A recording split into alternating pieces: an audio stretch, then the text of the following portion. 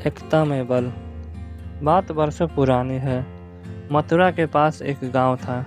उस गांव में एक लकड़हारा रहता था।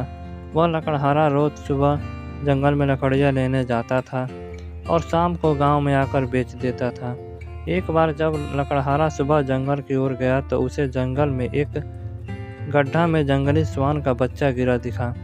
लकड़हारे ने श्वान के बच्चे को गड्ढे से निकाला और उसका इलाज करने के लिए अपने साथ अपने घर ले आया। कुछ ही समय में श्वान का बच्चा लकड़हारे के परिवार से बहुत अच्छे से घुल मिल गया। जब श्वान का बच्चा बड़ा हुआ तो लकड़हारे ने सोचा कि श्वान के लिए जंगल का खुला माहौल ही अच्छा रहेगा, इसलिए अब इसे जंगल में छोड़ देना चाहिए। बस लकड़हारे के सोचने में देर हो गई थी। अगले दिन ही लकड़हारा श्वान को जंगल में छोड़ आया। श्वान जल्दी ही जंगल में दूसरे श्वानों के साथ घुल मिल गए और उनके दोस्त बन गए।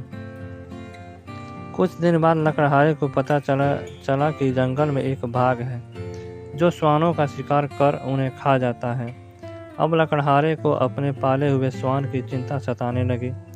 लकड़हारे ने कुछ सोच विचार कर अपने श्वान को बचाने के लिए बाघ का शिकार करने का निश्चय किया। अगले दिन ही लकड़हारे ने बाघ को मारने की योजना बनाई। उसने जंगल में के बीच में एक बड़ा सा गड्ढा खोदा और सभी श्वानों को गड्ढों के पीछे खड़ा कर दिया और खुद खड़ा हो गया। कुछ ही समय में टाइगर श्वानों का शिकार करने वाले श्वानों के रहने वाले इलाके की ओर आया। बाघ ने श्वानों को डराने के लिए उन्हें घूर कर देखा और कुछ ही समय में टाइगर श्वानों का शिकार करने वाले श्वानों के रहने वाले इलाके की ओर आया। बाघ ने श्वानों को डराने के लिए उन्हें घूर कर देखा और एक लंबा दहाड़ फड़फड़ाया।